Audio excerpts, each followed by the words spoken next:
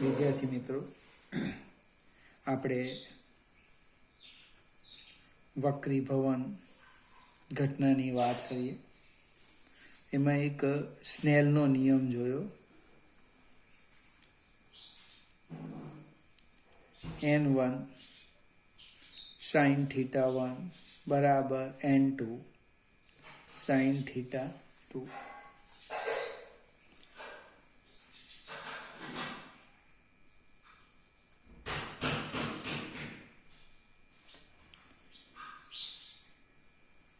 ત્યાર પછી બે મુદ્દા જોયા હતા કે પ્રકાશનું કિરણ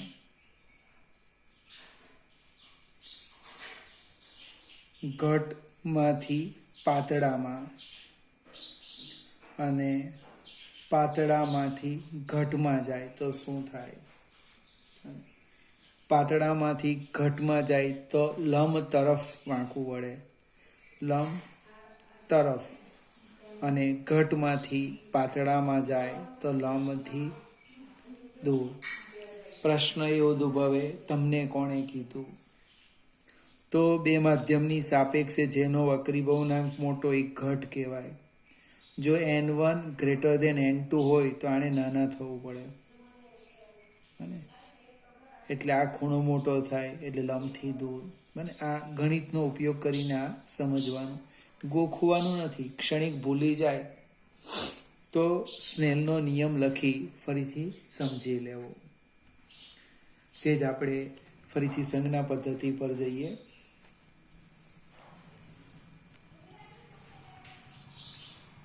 n21 એનો અર્થ લખ્યો હતો માધ્યમ એકની સાપેક્ષે માધ્યમ બેનો વક્રીભવનાંક, એકની સાપેક્ષે બેનો વક્રીભવનાંક અથવા બેનો એકની સાપેક્ષે જેનો વક્રીભવનાંક હોય એ પહેલો સબસ્ક્રિપ્ટ અને જેની સાપેક્ષે હોય એ બીજો. n21 હવે સેજ આપણે આગળ જઈએ. 10મા ધોરણની થોડી વાત કરવી પડશે. પહેલાં તો નિરપેક્ષ વક્રીભવનાંકની વાત કરું, પછી આના ઉપર આવી ગયા. આપણા કોર્સમાં લગભગ આ બધી વાત નથી. નિરપેક્ષ વક્રીભવનાંક તો કે n બરાબર c/v. નિરપેક્ષ વક્રીભવનાંકની વ્યાખ્યા શું છે? શૂન્ય અવકાશમાં પ્રકાશનો વેગ, શૂન્ય અવકાશમાં પ્રકાશનો વેગ અને પારદર્શક માધ્યમમાં પ્રકાશના વેગના ગુણોત્તરને તે માધ્યમનો નિરપેક્ષ વક્રીભવનાંક કહે છે. માધ્યમ એકનો નિરપેક્ષ વક્રીભવનાંક, માધ્યમ એકનો નિરપેક્ષ વક્રીભવનાંક આપણે લખી દઈએ n1 c/v1. એ જ પ્રમાણે માધ્યમ બેનો લખીએ n2 c/v2. એટલે હવે આપણે ગુણોત્તર લઈએ.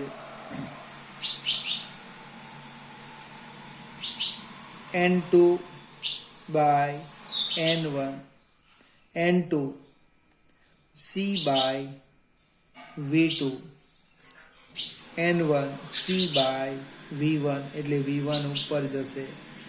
n2/n1 બરાબર v1/v2. સી ને સી તો આ સી ને સી નીકળી જશે. અંશનો છેદ છેદમાં આવે, છેદનો છેદ અંશમાં જાય. n21 એટલે તો n21 આમ લખાય. n2/n1 એટલે એક નિરપેક્ષ વક્રીભવનાંકની બીજી વ્યાખ્યા પણ આવી ગઈ, v1/v2. એક લખી n21 બરાબર sin θ1 બાય સાઇન θ2 બને. બબ્બે વ્યાખ્યા થઈ ગઈ. અને એક આપણે સ્નેલનો નિયમ લખેલો હતો, બીજું વેગના આધારે પણ કહેવાય. હવે એક સ્ટેપ આગળ જઈએ આપણે. આ n21 છે, n21 એને લખાય n2 બાય n1, અથવા એને આમ પણ લખાય n21 બરાબર 1/n1 બાય n2. છેદનો છેદ અંશમાં જાય એટલે આ સ્ટેપ આવી જાય, પણ અહીંયા એનું નામ બદલાઈ ગયું છે, 1/n12. આનો અર્થ શું થયો? n21 into n12 equal to 1. સેજ આગળ જઈએ. મારાથી લખાઈ ગયું n31. જો n31 લખું છું, n3 બાય n1. આનો અર્થ આને આમ પણ લખાય એકદમ ધીમેથી, n3 by n2, n2 by n1. આ લખાશે n32 ઇન્ટુ n21. ફરીથી એકદમ ધીમેથી, ઓબ્જેક્ટિવ છે. આ જે છે એ માધ્યમ 3નો માધ્યમ 1ની સાપેક્ષે વક્રી ભવનાંક. પણ વચ્ચે એક બીજું માધ્યમ છે, નંબર 2. તો કેવી રીતના લખાય? n31 એટલે n32 ગુણ્યા n21. 3નો 2ની સાપેક્ષે વક્રી ભવનાંક, 2નો 1ની સાપેક્ષે વક્રી ભવનાંક. વિદ્યાર્થી મિત્રો, અહીંયા 3 અજ્ઞાત રાશિ છે, એમાંથી કોઈ પણ 2 આપી દે અને 1 શોધવા કે માધ્યમ 1ની સાપેક્ષે 3નો વક્રી ભવનાંક આટલો છે અને 2નો આટલો છે, તો 2ની સાપેક્ષે 3નો વક્રી ભવનાંક શોધો. ખ્યાલ આવે કે નહીં આવે? એટલે પહેલાં જે તમને આપેલું છે એને તમે એક બાજુ જમણી બાજુ લખી દો કે તમને કઈ કઈ વસ્તુ આપી છે ને કઈ શોધવાની છે. ધારો કે n31 શોધવાના છે તો આમ લખી દો, બરાબર ને? થોડીક મહેનત કરો, સમજવા પ્રયત્ન કરો તો ગમે તેવું હોય ખૂબ સરળ થઈ જશે. આપણે ધારો કે મારાથી લખાઈ ગયું n52, તો જો આમ લખાય n54, n43, n32, એક મિનિટ 4 મૂક્યા, એક મિનિટ ફરીથી સમજાવું, બહુ મોટું લઈ લીધું, એના કરતાં આપણે n41 લઈએ તો થવાનું n4 બાય n1 બરાબર n4 બાય n3. જો n3 by n2, n2 by n1. જો 4, 3, 3, 2, 2 નીકળી ગયા, n4 બાય n1 આવી ગયા. આ શું થવાનું? n43, n32, n21. કોની જગ્યાએ? n41 ની જગ્યાએ. હવે આપણે સીધું એટેક લખીએ n52. મારે 2 સુધી જવાનું છે તો કેવી રીતે લખવાના? n53, n32 આવી ગયું. n54, 4, 3, n32 આવી ગયું. સાબિત. હવે ઊંધું આપવાનું, 54 લખો, 43 લખો, 32 લખો, એટલે સીધું આ સ્ટેપ આવી જશે. 5, 4, 4, 3, 3, 2. જો 4, 1 હતું ને, 4, 3, 3, 2, 2, 1. ફરીથી આપણી એક સંભાવના છે, આવું એક નાનું ઓબ્જેક્ટિવ પૂછી શકાય તો પ્રેક્ટિસ માટે આપણે લખ્યું. સેજ એક આપણે આગળ જઈએ. 10મા ધોરણની એક થિયરી છે, માત્ર આકૃતિથી સમજવાના છે. લેટરલ શિફ્ટ 10મા ધોરણમાં એ પૂછાતી હતી, લેટરલ શિફ્ટ. હવે અહીંયા આપણી પાસે સાબિતી નથી, જૂના કોષમાંથી અહીંયા નીકળી ગઈ છે, માત્ર આકૃતિની મદદથી સમજાવું. આપણે એક આ પારદર્શક માધ્યમનું એક ચોસલું લઈએ, આ રીતે.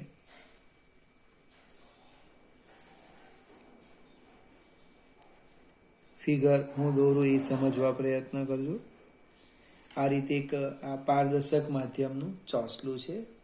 નામ આપો હોય તો આપી દેવાનું, ABCD.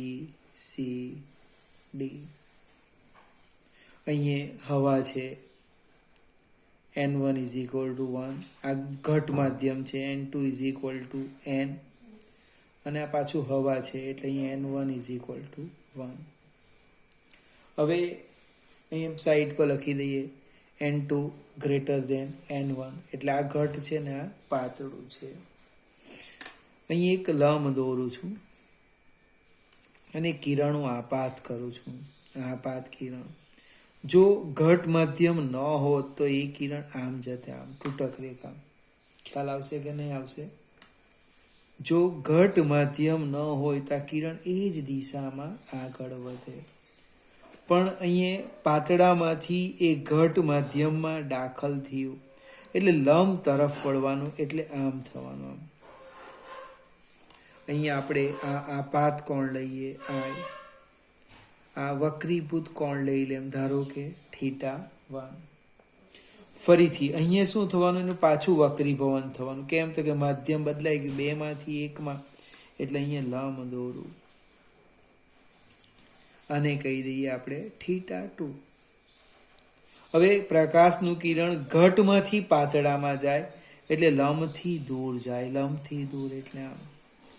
હવે આ જે નિર્ગમન કિરણ છે અથવા વક્રીભૂત કિરણ છે, એ વક્રીભૂત કિરણ આને કેવું છે, સમાંતર બને. એની સાબિતી જૂના કોષમાંથી આપણી પાસે નથી, એટલે અહીંયા લઈ લઈએ. અને એમ પણ ખ્યાલ આવે, આ ઝેડ બને, આ બંને ખૂણા સરખા હોવાના. જો આ બંને ખૂણા સરખા હોય તો આ I = R, એ પણ કેવા થઈ જવાના, સરખા થવાના. કહેવાનો અર્થ આ જે કિરણ છે એ આપાત કિરણને સમાંતર મળે. અને ફરીથી ફિગરમાં સમજાવું. તમે આ રસ્તે જતા હતા, આમ ફિગર જોજો, આ તૂટક રેખા બતાવો, આમ જતા હતા. થોડો વખત પછી તમે આમ જાઓ, તમારી જવાની દિશા તો એક જ છે, પણ માત્ર તમે આટલું ખસી ગયા, કોઈક કારણસર ખસી ગયા. એ જે તમે ખસ્યા એને લેટરલ શિફ્ટ, પાર્શ્વિક સ્થાનાંતર કહેવાય. બને દિશા બદલતા નથી, જે છે તેમ જ જવાના, માત્ર તમે આમ ખસી ગયા. બને તેમ અહીંયા પણ કિરણ ખરેખર આપાત કિરણ આમ જતું હતું, એની જગ્યાએ આટલું ખસી ગયું. આ જે ખસે છે એને લેટરલ શિફ્ટ કહેવાય. કદાચ એકાદ દાખલો હશે તો હજુ વધારે ચર્ચા કરીશું, પણ આકૃતિથી મેં સમજાયું.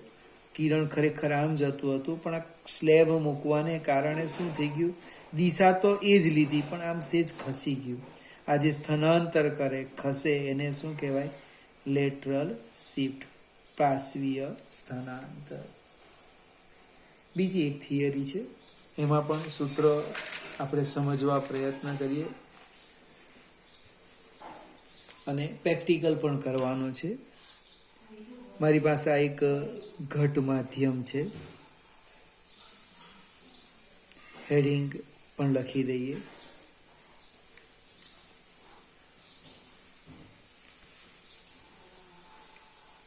વસ્તુ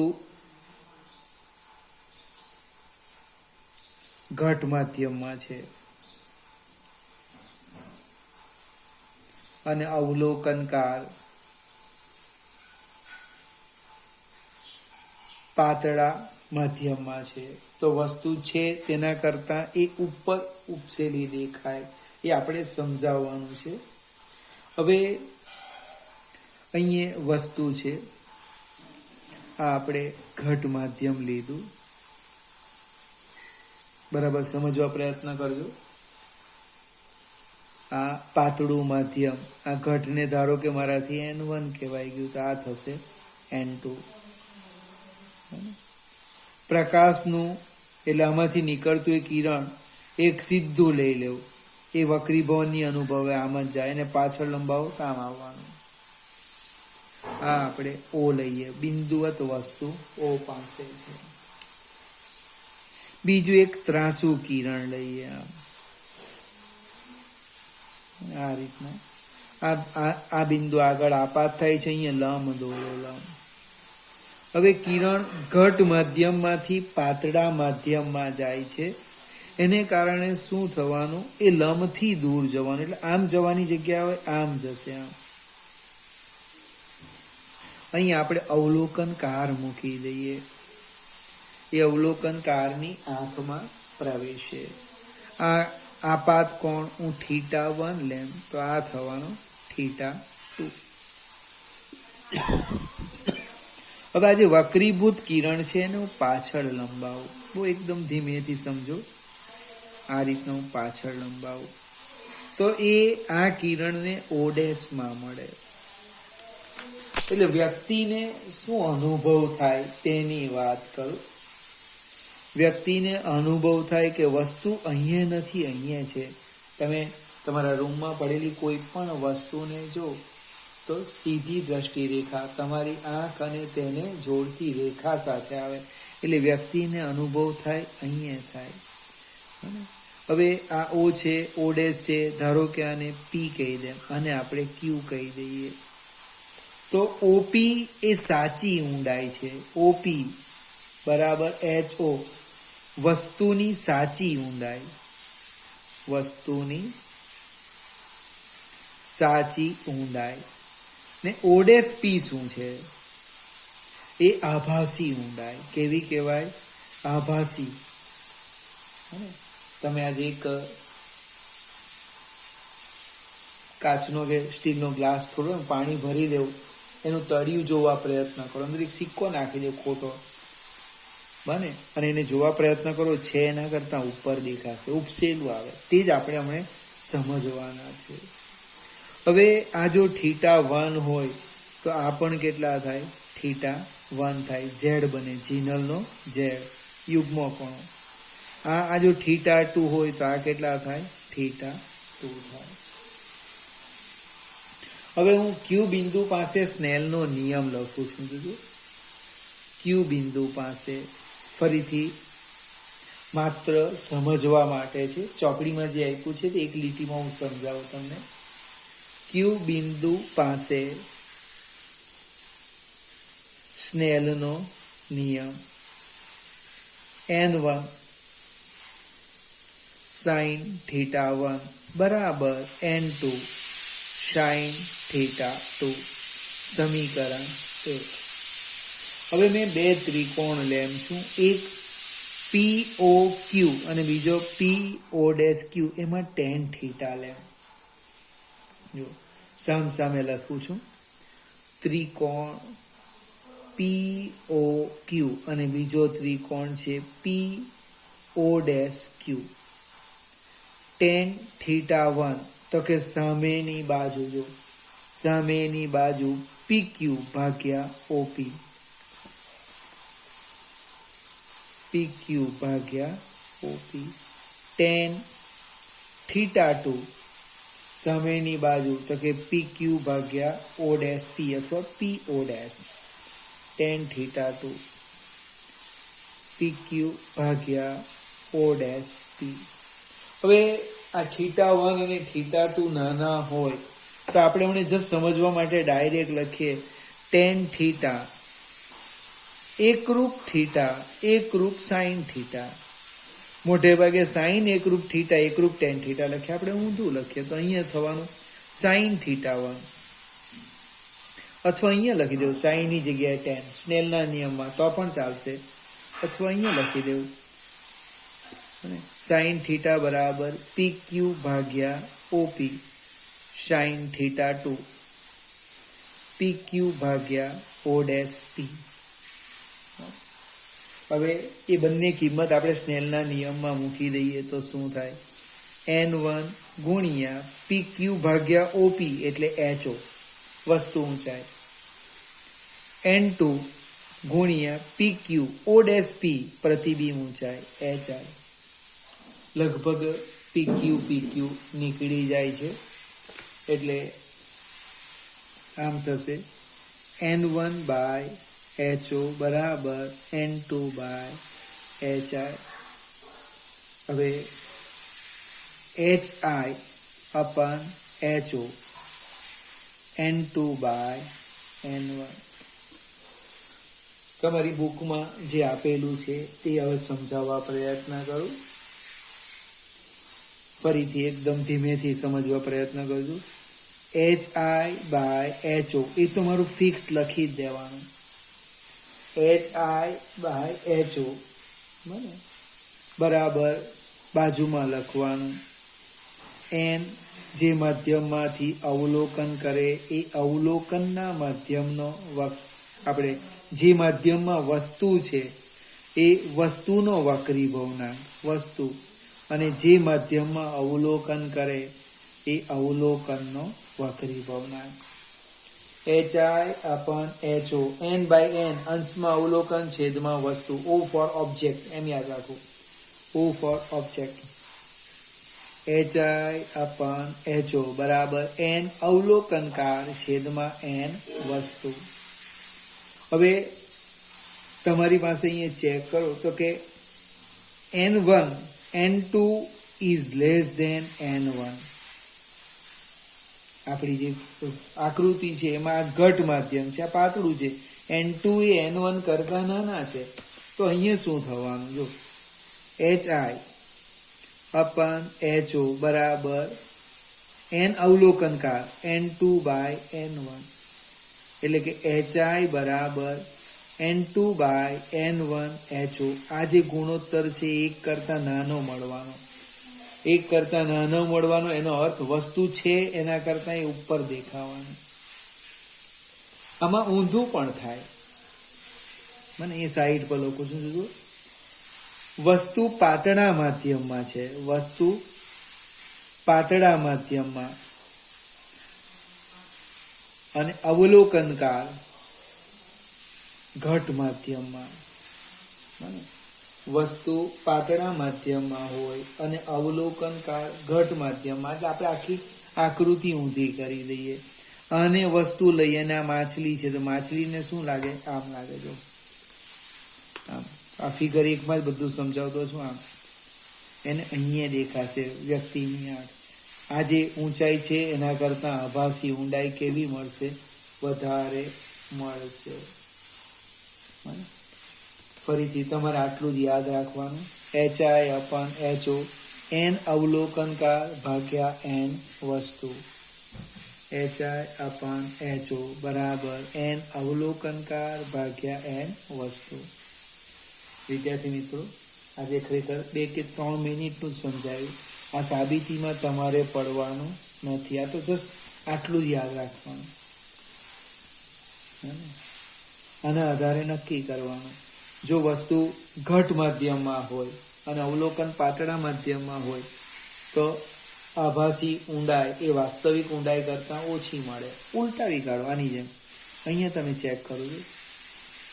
અહીંયા HI બરાબર N2/N1 HO. આમાં વસ્તુ છે પાતળા માધ્યમમાં, બને એટલે અહીંયા શું થવાનું? N2 અહીંયા લખી દે. N2 greater than N1, એટલે આ જે કિંમત છે 1 કરતાં મોટી મળવાની. કેમ? વસ્તુ પાતળા માધ્યમમાં, છેદ નાનો, અંશ મોટો. બને છેદ નાનો થઈ ગયો, અંશ મોટો. N2 greater than N1, એટલે આ 1 કરતાં મોટા, એટલે આભાસી ઊંડાઈ વાસ્તવિક ઊંડાઈ કરતાં મોટી હોય. જેટલો માછલી પકડે ને તેને આ ખ્યાલ આવે. અને તમે કોઈક પાણી ભરેલો કૂવોમાં જો તો તળિયું બહુ ઉપર દેખાય અને લખાવે ને તો જ ખબર પડે કે કેટલી ઊંડાઈ છે. આપણું જીવન પણ આવું જ છે. દૂરથી જોઈએ અને એકદમ નજીક જઈએ તો એને વાસ્તવિકતા ખ્યાલ આવે કે વ્યક્તિ કેવા પ્રકારનો છે. તમે ક્યાંથી અવલોકન કરો એની પર આધાર રાખે. બીજું એક લેટરલ શિફ્ટની વાત કરી, બીજું એક આ ઓબ્જેક્ટિવની વાત કરી.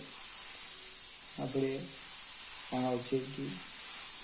ફરીથી આજે નિરપેક્ષ વક્રી ભવનાંકની પણ વાત કરેલી છે. ઘણા બધા MCQની વાત કરી, એક પણ થિયરી નથી. એટલે વિડીયો જોયા પછી તમારે નોટમાં આ બધું નહીં લખવાનું, પણ ટૂંકમાં લખવાનું. એક આ છે, નિરપેક્ષ વક્રી ભવનાંક છે, લેટરલ ઝિગઝેગ સમજી લેવાનું. અને બીજું અગત્યનું આ છે, HI/HO બરાબર N, I ફોર અવલોકનકાર, O ફોર ઓબ્જેક્ટિવ, N વસ્તુ લખી દેવાનું. પછી પાતળામાં હશે, ઘટમાં હશે, જે હશે તે એમાં આપણે પડવાનું નહીં, આપણો જવાબ આવી જશે.